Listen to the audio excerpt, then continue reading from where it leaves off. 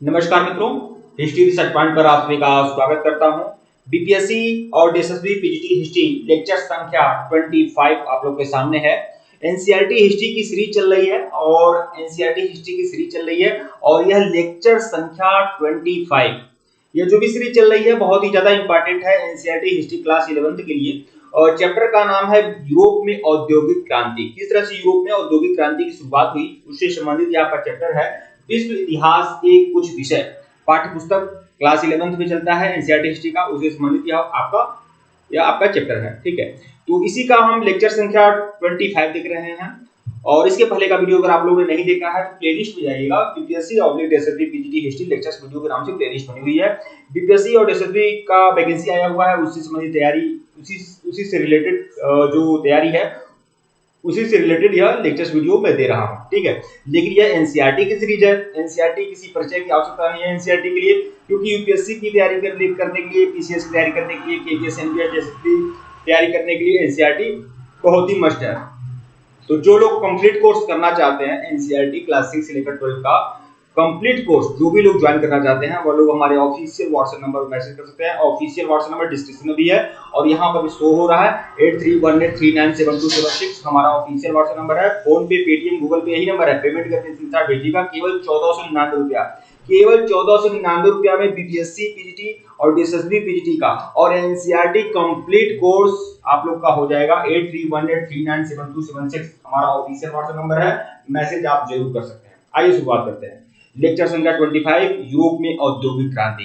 मतलब यूरोप में औद्योगिक क्रांति किस तरह से हुआ और विशेष रूप से ब्रिटेन की बात करेंगे। ब्रिटेन में औद्योगिक क्रांति का प्रारंभ कैसे हुआ, क्या क्या विशेष प्रभाव पड़ा, उससे संबंधित यह आपका चैप्टर है 25, लेक्चर संख्या 25। और बहुत ही बढ़िया, इसमें आप लोग को पूरा पीपीटी नोट्स मिलेगा, पावर पॉइंट नोट्स हर चैप्टर का, क्लास 6 से लेकर 12 का हर चैप्टर का मैं पावर पॉइंट नोट्स दूंगा, हैंड रिटेन नोट्स दूंगा, टेस्ट सीरीज दूंगा और सब कुछ आप लोग को बेहतर मिलेगा।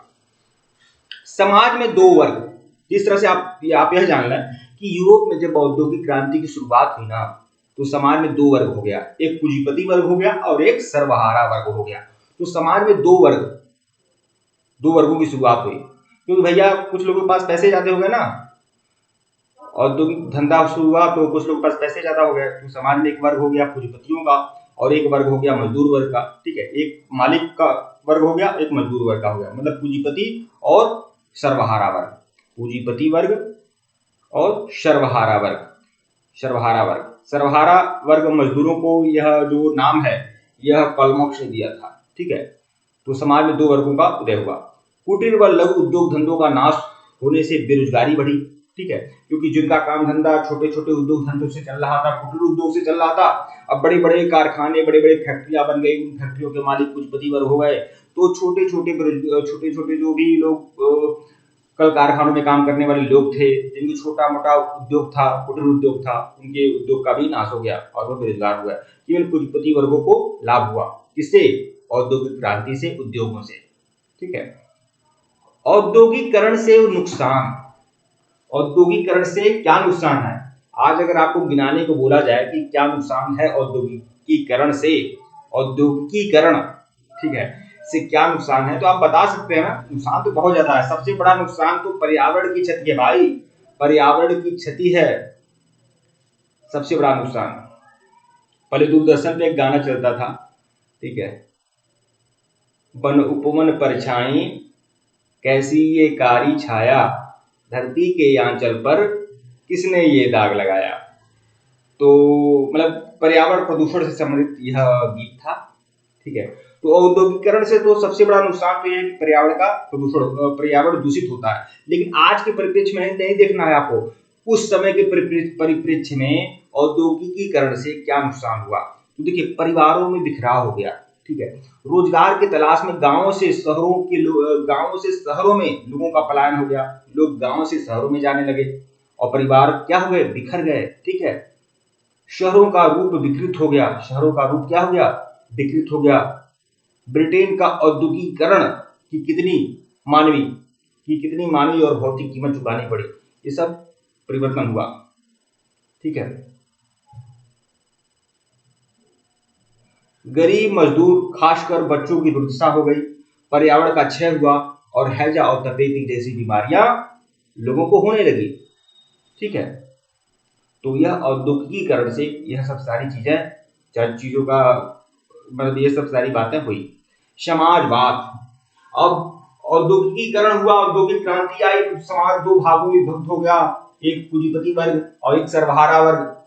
ठीक है, तो उसके लिए बहुत सारे वादी लोग आ गए, बहुत सारे ऐसे लोग आ गए, कुछ अलग विचार के लोग आ गए। उसमें समाजवाद नाम के विचारक आ गए, जो कहते थे कि नहीं, पूरे समाज का भला होना चाहिए, और जो देश का संसाधन है ना, ये पूरे देश का जो संसाधन है, इस संसाधन पर समाज के हर तबके का अधिकार होना चाहिए, हर तबके का हक होना चाहिए। ये केवल पूंजीपतियों के हाथ में लगे, केवल सर्वहारा वर्ग के हाथ में लगे। समाज में जो भी लोग छोटे से लेकर बड़ा जो भी है, उस हर व्यक्ति का समाज के संसाधन पर अधिकार है। तो वह समाजवाद का उदय हुआ।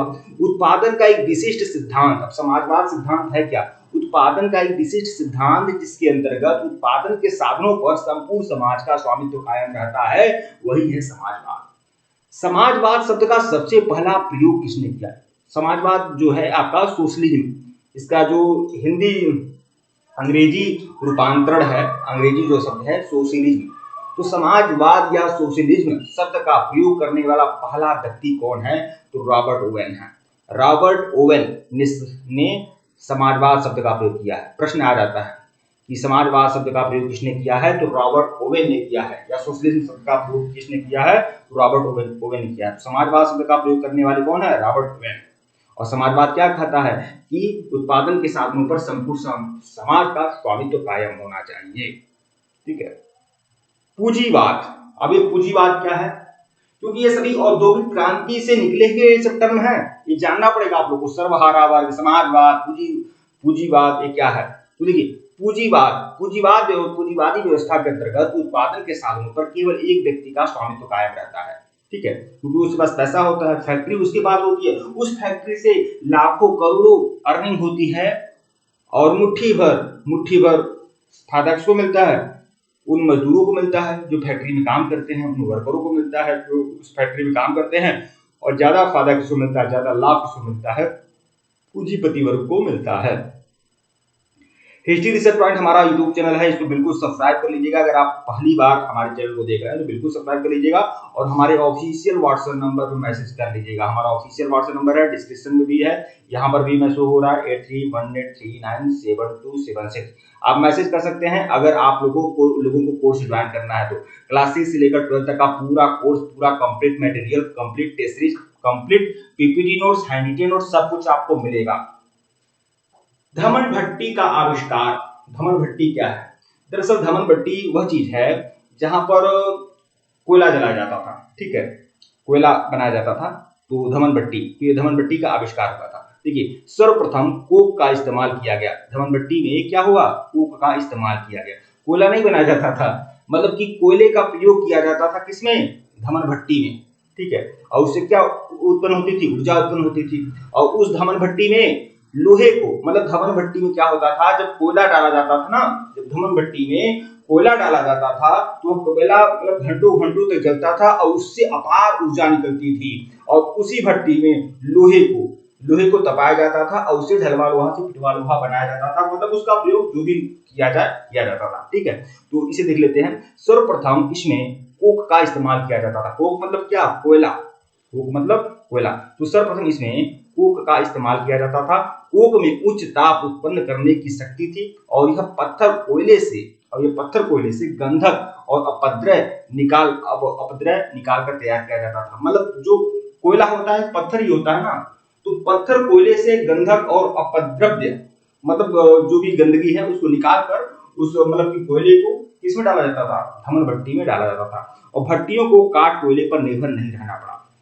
ठीक है, इससे निकला हुआ लोहे से पहले की अपेक्षा अधिक बढ़िया और लंबी ढलाई की जाती थी। मतलब इसी धमन भट्टी में लोहे को क्या किया जाता था? ढलवा लोहा को पिटवा लोहा में बदला जाता था।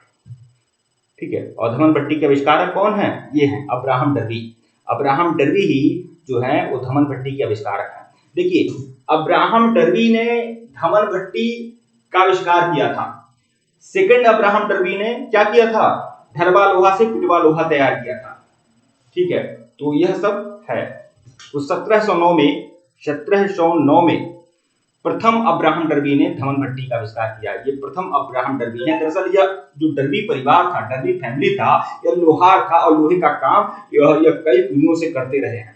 और इसी देखिए, फिर देखिए तृतीय जो डर्बी थे, तृतीय डर्बी जो थे, इन्होंने लोहे का पुल भी बनाया था। मैं शायद पिछले लेक्चर में आप लोग को बता चुका हूँ। तृतीय डर्बी जो थे और लोहे का पुल बनाए थे। तो पहले डर्बी क्या करते हैं, धमन भट्टी का आविष्कार करते हैं। सेकंड डर्बी क्या करते हैं, ढलवा लोहा से ढलवा लोहा तैयार करते हैं। और थर्ड डर्बी क्या करते हैं, वह लोहे का पुल बनाते हैं। तो यह चीजें ध्यान में आप लोग रखिएगा, ठीक है। अगला देखिए, भाप की शक्ति का प्रयोग। भाप की शक्ति का प्रयोग, भाप की तो अपार शक्ति होती है ना, भाप के पास अपार शक्ति होती है। आप जानते हैं, अरे यार, अगर कुकर को गैस पर आप रखे हुए हैं तो आप ऐसे ही समझ सकते हैं। कुकर को अगर आप गैस पे रखे हुए हैं, कुकर में 1 मिनट, कुकर को अगर आप चूल्हे पे रखे हुए हैं तो क्या करता है, सीटी को भी ऊपर फेंक देता है। बताइए, इतनी बड़ी सीटी होती है, इतनी भारी सीटी होती है, लेकिन वह भी भाप से उड़ जाती है सीटी। और सीटी तो बात ही जुड़ी है, कुकर का ढक्कन भी भाप से उड़ जाता है। तो कुकर के अंदर कितना ऊर्जा होता है, भाप के पास भाप में कितना ऊर्जा होता है कि वह मतलब कि एक इतनी भारी भारी चीजों को आसमान में उछाल देता है।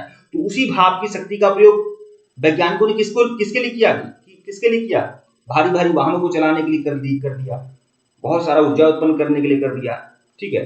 तो देखिए, भाप की शक्ति का प्रयोग ब्रिटेन के उद्योग में शक्ति के नए स्रोत के लिए भाप का व्यापक रूप से प्रयोग जहाजों और रेलगाड़ियों द्वारा परिवहन की गति काफी तेज हो गई। अब भाप की शक्ति का प्रयोग किसके लिए किया गया, परिवहन के लिए किया गया, रेलगाड़ियों के लिए, ठीक है, जहाजों के लिए भाप की शक्ति का प्रयोग किया गया, ताकि इंजन को, जैसे मान लीजिए जब कुकर चूल्हे पर रखा जाता है और वहां से भाप कुकर के ढक्कन को ऊपर फेंक दे रहा है, कुकर की सीटी जो एक मतलब कि एक भारी वजन की है उसको ऊपर उछाल दे रहा है, ठीक है। कभी कभी तो भाप की शक्ति इतनी ज्यादा बढ़ जाती है कुकर में कि कुकर भी फट जाता है। जब उसके पास इतना ज्यादा ऊर्जा है भाप के पास, तो क्यों ना इस भाप की शक्ति का प्रयोग करके हम रेलगाड़ियों और जहाजों को गति प्रदान करें, ऐसा वैज्ञानिकों का सोच था। तो यह भाप की शक्ति का प्रयोग ऐसे हुआ। भाप की शक्ति का प्रयोग सबसे पहले खनन उद्योग में किया गया। अब भाप की शक्ति का प्रयोग किसके लिए किया गया, खनन उद्योग में किया गया, ठीक है। 1814 में रेलवे इंजीनियर जॉर्ज स्टीफेंसन द्वारा बनाया गया एक रेल इंजन। देखिए, यह जो रेल इंजन आप दिख रहे हैं ना, यह भाप का रेल इंजन है। यह जो रेल इंजन आप लोग देख रहे हैं, यह भाप का रेल इंजन है। और इसको बनाने वाले कौन है, जॉर्ज स्टीफेंसन है। कब बनाए थे इसे, 1814 में बनाए थे। तो देखिए, यह फैक्ट ध्यान रखिएगा कि रेल का इंजन, भाप का रेल का इंजन किसने बनाया था, जॉर्ज स्टीफेंसन के द्वारा बनाया गया था। कब, 1814 में, ठीक है। और इस रेल के इंजन को क्या कहा गया, ब्लेचर इसे कहा गया, इसका नाम था, ठीक है। इसे भी ध्यान में रखिएगा। भाप शक्ति की विशेषता, भाप शक्ति की क्या विशेषता होती है, तो भाप की शक्ति उच्च तापमान पर दबाव पैदा करती है। भाप की शक्ति जो होती है उच्च तापमान पर दबाव पैदा करती है, ठीक है। अरे भाई, अगर बर्तन में भी अगर मान लीजिए जब ज्यादा क्या बोलते हैं तापमान हो जाता है तभी तो भाप आता है। तो भाप की शक्ति जो होती है उच्च तापमान पर दबाव पैदा करती है, जिससे अनेक प्रकार की मशीनें चलाई जा सकती हैं। भाप की शक्ति ऊर्जा का अकेला ऐसा स्रोत है जो मशीनरी बनाने के लिए भी भरोसेमंद और कम खर्चीला है, ठीक है। भाप की शक्ति का प्रयोग सर्वप्रथम खनन उद्योग में किया गया। सबसे पहले किसमें किया गया, खनन उद्योग में भाप की शक्ति का प्रयोग किया गया। यह भी फैक्ट ध्यान रखिएगा, खनन उद्योग में किया गया।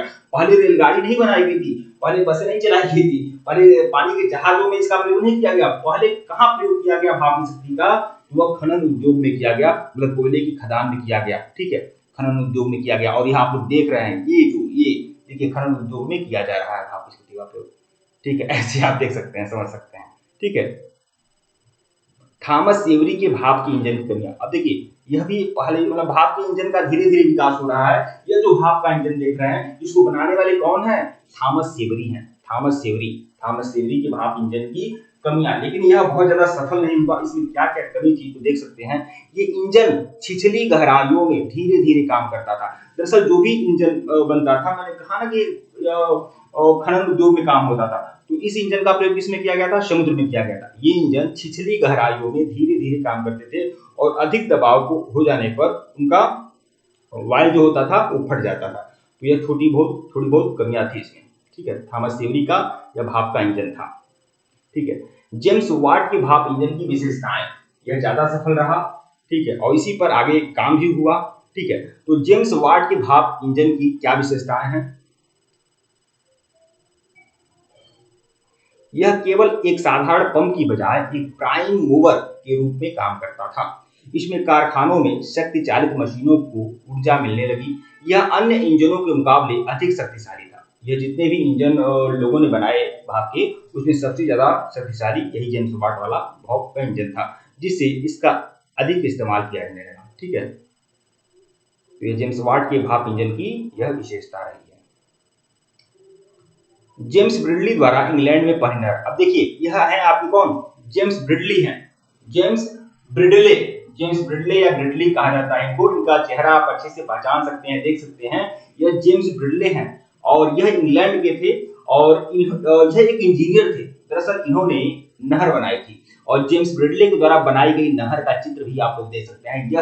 यह नहर है जो जेम्स ब्रिडले के द्वारा बनाई गई थी, यह नहर, ठीक है। और इन्होंने सबसे पहले नहर बनाया था।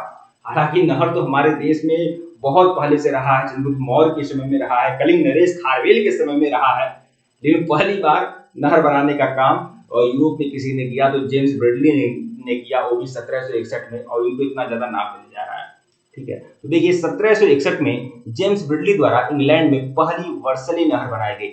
वर्सली कैनाल नहर बनाई गई। इसका नाम क्या था? वर्सली कैनाल नहर। जिसको किसने बनाया था? जेम्स ब्रिडले ने बनाया था। कब बनाया था? 1761 में बनाया था। इस नहर का प्रयोग कोयला भंडारों से शहर तक कोयला ले जाने के लिए किया गया। अब इस नहर का प्रयोग क्यों किया गया? इस नहर का को बनाया क्यों गया था? ताकि कोयला भंडार, जहां कोयला निकाला जा रहा है और जहां कोयला निकाला जा रहा है और उसके बाद कोयला कहां पहुंचाया जाएगा? फैक्ट्री तक पहुंचाया जाएगा। तो कोयला भंडार से लेकर फैक्ट्री तक, शहर के फैक्ट्री तक ले जाने के लिए ही इस नहर को बनाया गया था, ठीक है। तो 1788 से 1796, 1788 से 1796 तक 8 वर्ष की अवधि को नहरोन्माद के नाम से जाना जाता है। मतलब इस समय नहरें बनाई गई और कुल 46 नहरों का निर्माण किया गया। मतलब 46 नहर बनाई गई, ध्यान रखिएगा। मतलब 1788 से लेकर 1796 की बीच 8 वर्ष होता है और 8 वर्ष की इस अवधि को नहरोन्माद कहा जाता है। नहरोन्माद मतलब नहरों के उन्माद का काल, ठीक है। अब इसका इंग्लिश वर्ड में क्या नाम है, मैं थोड़ा सा देखना पड़ेगा हमको, ठीक है। लेकिन 1788 से 1796 के बीच यह जो कालखंड है इसे नहरोन्माद कहा जाता है। क्यों कहा जाता है? क्योंकि इस बीच बहुत सारी नहरें बनाई गई थी। और कितनी नहरें बनाई गई थी? कुल 46 नहरें बनाई गई थी। कुल 46 नहरें बनाई गई थी। तो मैं साफ कर दे रहा हूं, आप अच्छे से देख लीजिए। और ये किसने बनाया था? जेम्स ब्रिडले नामक इंजीनियर ने बनाया था। एक बार और रिपीट कर देते हैं। 1761 में जेम्स ब्रिडले द्वारा इंग्लैंड में नहर बनाई गई थी, जिसका नाम क्या है? वर्सली कैनाल नहर, ठीक है। इस नहर का प्रयोग, यह आपका नहर देख रहे हैं, इस नहर का प्रयोग कोयला भंडार से और शहर की फैक्ट्री तक कोयला ले जाने के लिए इस नहर को बनाया गया था। और यह पहली नहर थी जो जेम्स ब्रिडले के द्वारा बनाई गई थी। 1788 से लेकर 1796 तक, 88 से 1796 तक कुल 8 साल में 46 नहरें बनाई गई। और यह जो कालखंड है इसे नहरोन्माद कहा जाता है, क्योंकि इस समय काफी नहरें बनाई गई थी, ठीक है। प्रतिभाशाली व्यक्तियों द्वारा क्रांतिकारी परिवर्तन। क्या क्या क्रांतिकारी परिवर्तन आया था औद्योगिक क्रांति के समय में?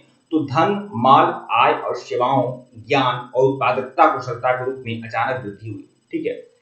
1795 में ब्रिटेन की संसद ने जुड़वा अधिनियम पारित किया। कब पारित किया? 1795 में, ठीक है।